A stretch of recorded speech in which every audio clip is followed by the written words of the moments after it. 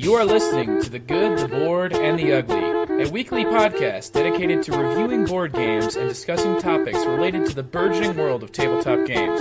Hosts Joe Sallin, Trent Ham, Andrew Dennison, and T.C. Reed examine games both new and old and tackle relevant topics from distinct perspectives.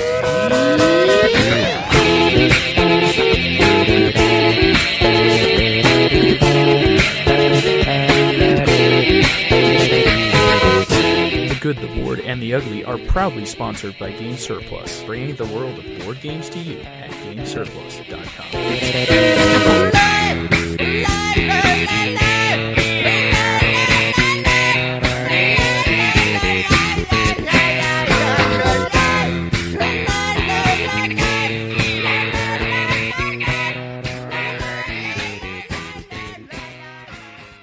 Hey Outlaws, Joe here, and this is not going to be a normal episode of The Good, the Bored, and the Ugly. Unfortunately, it's just going to be me doing a little bit of a filler episode for you. So all that sort of back and forth and you know, the conflicting ideas that make The Good, the Bored, and the Ugly what it is are going to be absent from this episode. But I wanted to have at least something to upload, and also, you know, figured maybe take this as a bit of an opportunity and not just a looking at it as like a lost week. So anyway, I just wanted to let you all know this last week we weren't able to record an episode. I was on like a little vacation, and what happened on that vacation, I wanted to kind of just talk about my experiences. Maybe things will get a little bit more personal here because it's just me and this microphone.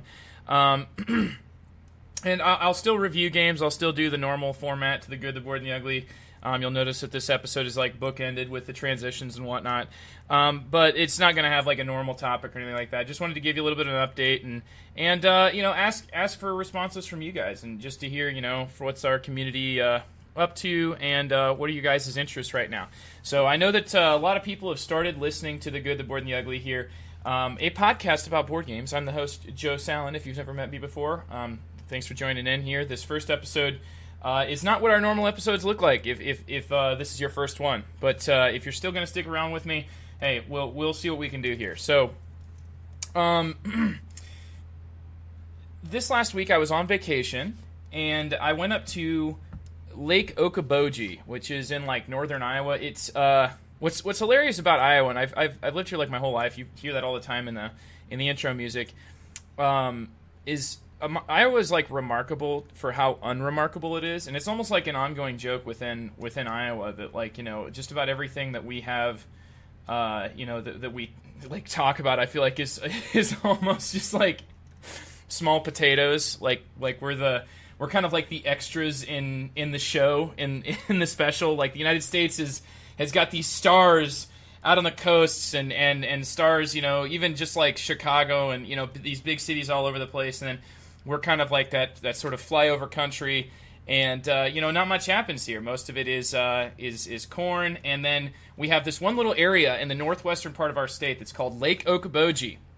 There's a few lakes up there. They call them the Iowa Great Lakes, and it is something that if you were to go up to Minnesota would be the most unremarkable thing you've ever seen, because there are lakes that take up almost entire counties in Minnesota. You know, the land of 10,000 lakes, just beautiful water up there. The lake culture is a big thing, whereas in Iowa we have like one county in the northernmost strip of counties that has a few lakes that are, you know, probably decent by Minnesota standards. I you know, they say all kinds of really nice things about them, but anyway, you know, it's a place that wouldn't be remarkable if it wasn't in Iowa. And it's like, hey, it's not a cornfield, it's in Iowa. Well, let's all go on vacation there. So I had a vacation rental, and I was able to spend some time up in Lake Okoboji with my family, and we talk a lot about, you know, I don't know, I feel like, you know, what we're getting into in a lot of like online social media and stuff is about trying to like sort of help people through their problems and whatnot,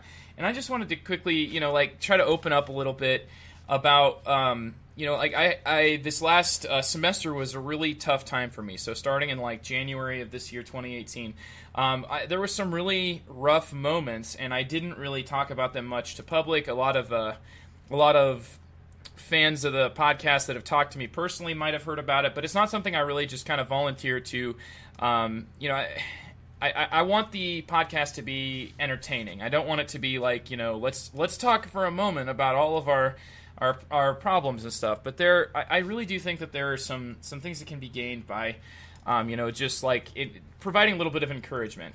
And it's just that over this last semester, my mother was afflicted with an illness, and she was in a hospital for a time. And I was talking with her consistently throughout this, and the thing was, like, over this vacation in Okoboji, I got to spend some time with just my mom. And I just wanted to say that, like, when you stick by somebody and they have that sort of hard moment in their life, and I know a lot of you have been this person, maybe a lot of you have been the person that's in the hospital bed, or the person that's that's incapacitated, somebody who's ill. And when you stick next to somebody, it's a really it's something that brings you a lot closer together. And I just couldn't. It was tough for me, really, to like just unpack everything that happened in this last week, because it wasn't exactly the nicest weather for a vacation, right? So when you go up to Lake Okoboji, the hope is that you're going to get in the water at some point. And unfortunately, the water came to us more than we came to the water. And I'm referring to the torrential downpour that lasted for like 3 days, that looks to be causing, well, right now we're in the midst, almost in the exact middle of a week-long flood warning where I'm at in Boone, Iowa, and that carried on to the northwestern part of the state where I was at. So we were not able to go outside at all. It was just this really big downpour, and you can't really get outside to do some of the things that are fun. And this has happened sometimes in the past when I've been on vacation with my in-laws in Florida. It can be kind of rainy in July, and so, occasionally you spend some time inside, but usually there's still nice times of the day. It's just, a lot of passing storms and whatnot kind of dump a little bit on you and then move on. But this was just relentless. It was a drubbing, a consistent one, and we ended up with water, like, there's water over roads, and Iowa's not exactly the most flood. I don't feel like we're always flooding, at least not off the eastern side of the state. Like, the flooding on Mississippi is one thing, but this is not something I'm used to hearing about flooding all that much in this area. So, anyway, what ended up happening was it was just me and my mom. Other people had some things going on for the first half of the week and were able to come visit. Like, other family members were able to come be there for the last few days of the trip, while my mom and were there together for the first couple of days. And Mom was just like, she saw how it was rainy outside, and she knew that I love board games, and so we just cracked into Pandemic Legacy. And it was a really just cathartic experience. I've now tried to get my Pandemic Legacy copy played with like 2 different groups. I started with our original group. We made it through to like May or April. I think we made it to the end of April, beginning of May. And so we started in May with my kids' game group at school, and it was a little bit slower going there because I was having to teach players a lot, and they weren't kind of familiar with Pandemic as much. So games were a little bit, the difficulty, maybe I should have adjusted the difficulty a little bit more to make it a little easier for them, but they still really were entertained by it. And then we kind of ran out of time, and I ended up with a game that was like stuck in, I want to say like July, or no, it was June. It was June. We played 2 games in May, and then we played the first game in June and had not won. And so then my mom and I picked it up, playing as 4 characters, the 2 of us playing 4 characters, and we just played 3 games a day for 3 days and just zoomed right to the end. It was a lot of games of Pandemic Legacy, and my mom has an experience in as a healthcare professional, as a registered nurse, and so she's just drawn to the theme, and kind of created characters that would be, because you get to like name your characters in Pandemic Legacy. I created these characters that would be kind of like referencing my mom and me, and then I gave them the relationship of being family members with each other, which had kind of a hilarious moment in Pandemic Legacy. I'm not going to spoil anything, but I will just say that like there are some different turns and twists along there.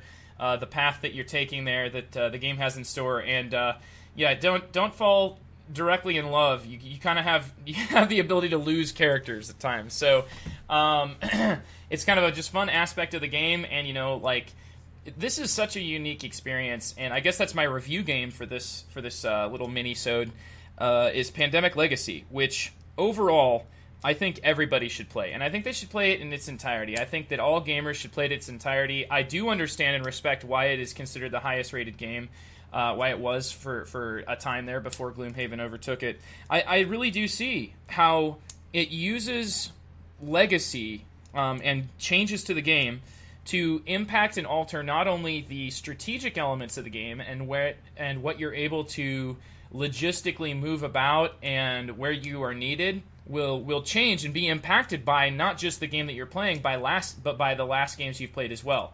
It has just this way of the board remembering everything.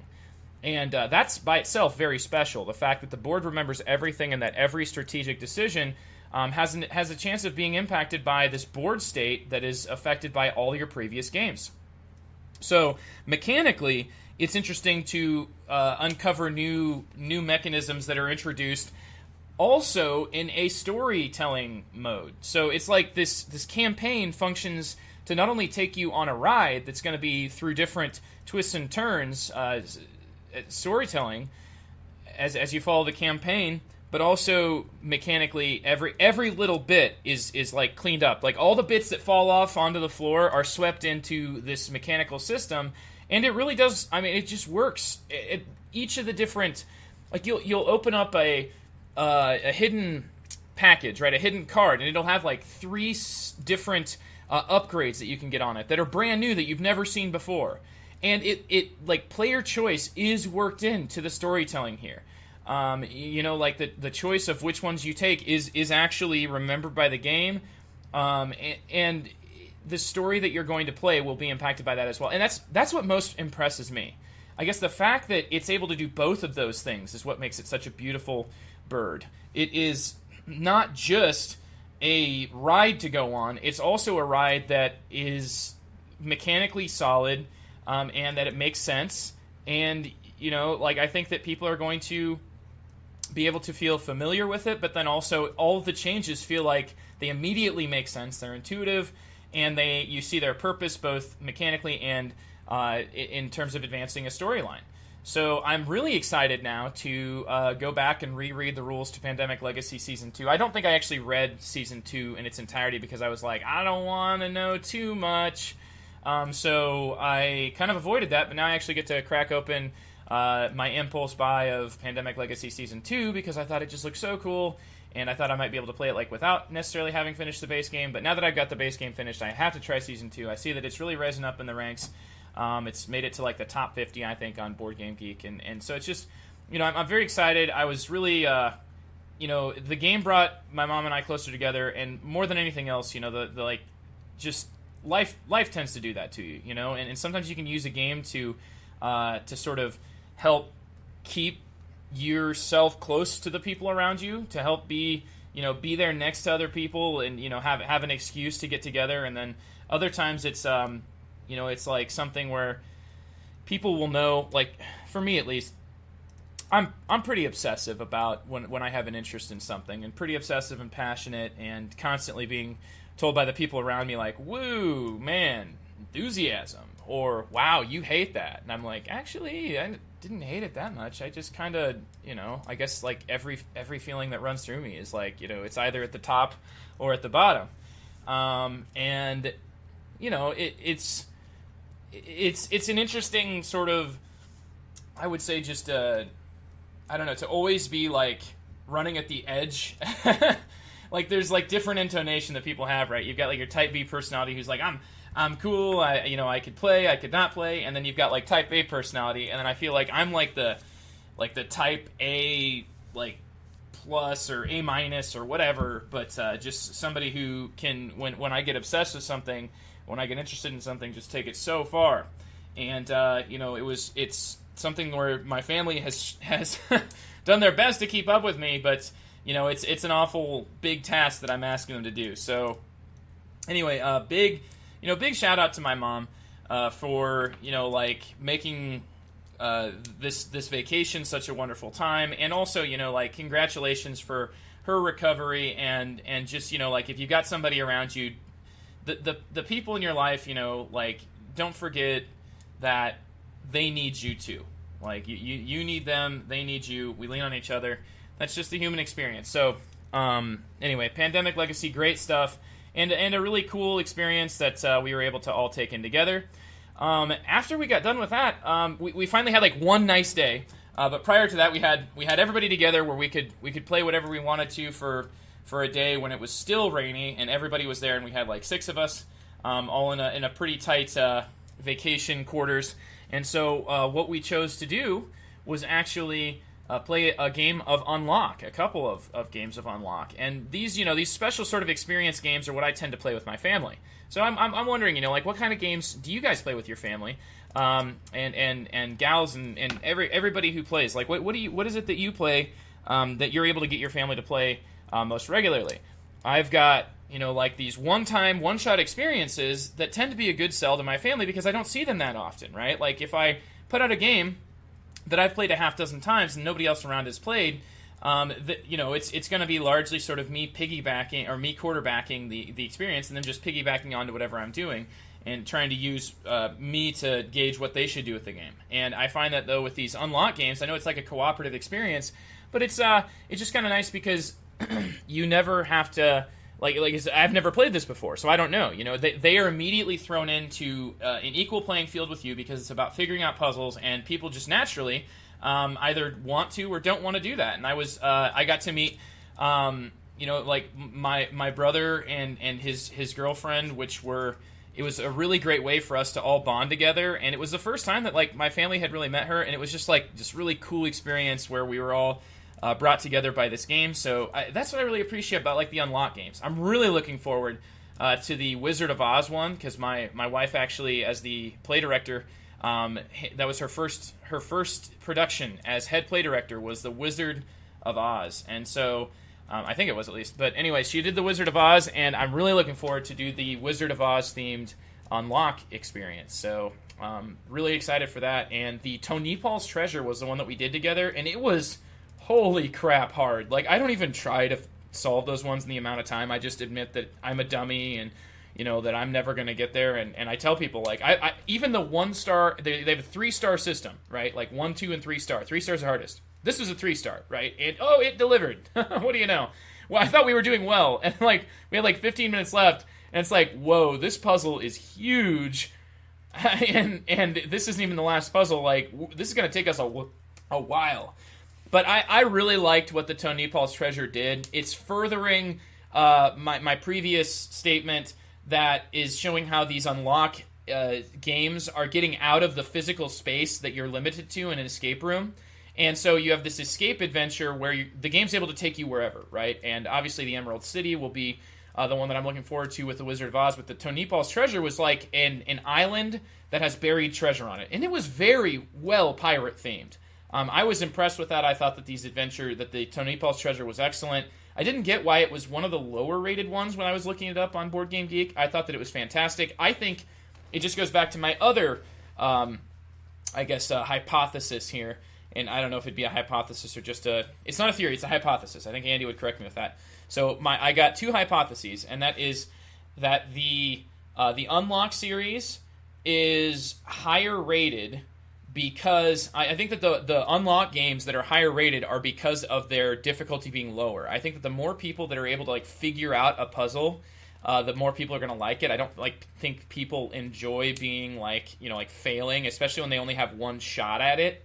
And I do find that like the way that Exit was one of the Unlock game or one of the escape room games, and it's done without an app. But the way that Exit works is a lot better for people who are like, oh, well, we got 4 stars, or we got, like you can get up to 10 stars, but most people probably get like between like 3 and 5, unless they're like really good, But Unlock is like there's a you win or you don't win, and then if you have to keep going, it's like you didn't get out. And I feel like that's, in general, I've never got out of one of these. And that's what I always tell people, like, I've never got out of one of these, even the easiest ones. So if we get out of this one, it'll be the first time, but otherwise don't worry about it. Now, I like the experience of Unlock better. It's just more it's more intense. I think that you can pass cards around easier. I like that you don't have to destroy any materials. I actually really like the app integration. I was on a place where I was off the grid. If you noticed, I wasn't really good at responding to any messages or keeping up on anything in the Board Game Geek Guild. but it was still a really awesome experience with the Unlock game because I was not having to use the internet. It was just like all already downloaded on the app. So I mean, yes, you need a smartphone, but you don't need to have like data or anything like that. It's already like right there. You can be off in the middle of nowhere and still be able to play, which was kind of unfortunate. I tried to play a different escape room game, but I had to be actually on like Wi-Fi for it to work, is what the game said. So, and that was like the Escape the Crate series, which I've still not tried yet. So we didn't get a chance to try that one because we didn't have an internet connection. But the Unlock series, once again, did really, really well for me. And we played more Cockroach Poker, which is just like this game that is quickly overtaking any real form of poker at any family gatherings. It's just, straight up lying to each other, kind of silliness. We played some For Sale, played some Azul. I had several other games. I was wanting to teach everybody how to play Newsfjord because I figured like we'd play the fishing game where we were on a fishing trip. And if you notice, I asked a question in the guild, which you should jump on and say, what's your favorite in the Board Game Geek Guild? Go jump on there for The Good, the Board, and the Ugly and say, what's your favorite fishing game? What's the best game that involves fishing? That was something that was recently asked up there. So go in and give your 2 cents. I'm pretty sure that there's some that still haven't been said that deserve to be said. So anyway, the Newsfjord never did get played, though I'm pretty sure my brother would have really liked it because it's a pretty simple, straightforward worker placement game that's about a theme he really enjoys. Like I'd say up to now, probably one of his favorite would be Clans of Caledonia, just because it's kind of familiar. He knew how to play Terra Mystica, and it's about a theme that he really enjoys. He was able to bring his Lagavulin Scotch, and he Ron Swanson in Parks and Rec and makes all these references. So he's just a goofball. But yeah, it was my birthday. It was my dad's birthday up in Okoboji. I don't think I said that, but we got to celebrate both of them. It was a really nice time. I just wanted to jump out and say a few things. These things have been on my mind. It's never easy, right? Life goes on. But I do think that there's some times when you get to enjoy sort of like when you get to enjoy the time spent with people, especially when you've had some sort of an event that first drove you apart and then brought you back together. It's really nice that way. So, anyway, thank you very much for tuning in for this little mini-sode of The Good, the Board, and the Ugly. Once again, I'm Joe Sallin. The Good, the Board, and the Ugly is sponsored by Game Surplus. Check them out at GameSurplus.com. Also, I'm really looking forward to participating in Game Surplus's WBC, World Board Gaming Championship, which is a convention that's coming up here in later July. I'm excited to participate on their side. I've been talking with a buddy online here about maybe doing some tournaments too, which he does like a dozen or 24 tournaments. That's just ridiculous. Can you imagine that? Playing 24 different competitive games and playing several games of each, playing different heats and whatnot. Just, oh my goodness, man. My head is just spinning with possibilities for WBC. It looks like I might actually end up being able to go to Gen Con after all. So maybe I'll be able to meet up with some folks in the community there. If you're going to be able to make it to Gen Con, if you're going to be at WBC, drop me a PM if you want to on The Good, the Board, and the Ugly, or just I can make a thread there in the guild where we can all talk about our experiences or what we're hoping to do at WBC, and competitive gaming in general. What's your thoughts on it? So this was, I guess, mini episode. Maybe we'll call it episode 169. Maybe not. The Good, the Board, and the Ugly. I'm Joe Sallin. I'm sure I've forgotten all kinds of other things, but I just hope y'all are having a good, start to the summer here. Hopefully you're staying dry. If you're in a place that needs to stay dry, I know that that's not the case everywhere, especially not where we got like forest fires going on in like Colorado and Wyoming, and then like a state over, literally a state over, and across the state of Nebraska, you look at Iowa just getting drenched and not able to even go outside. We're just getting hammered so hard with all the rain. So anyway, whatever your story is, I hope that it's going well for you here. Oh, and don't forget Cardboard Conjecture and Cardboard in the Classroom, 2 amazing products that are coming at you from our board gaming cardboard cohorts. Crushed it. Yes, finally. Cardboard cohorts are the Bridge City board gamers. If you've never checked them out, especially in this week where you're getting a really short episode. The Good, the Morning, I apologize for the short episode here, for the lower quality, for just it's really gone downhill, guys. I'm so sorry for it. I promise. Not the next episode. The next episode is going to be terrible. We'll all be back together. It's still going to be terrible. The episode after that, though, I think that's when we're really going to make the turnaround. So stick with us, for then, and if not, it'll be the one after that. So just keep listening. It'll eventually get there. And just remember to have a great week of gaming, and catch me next time on The Good, The Bored, and The Other.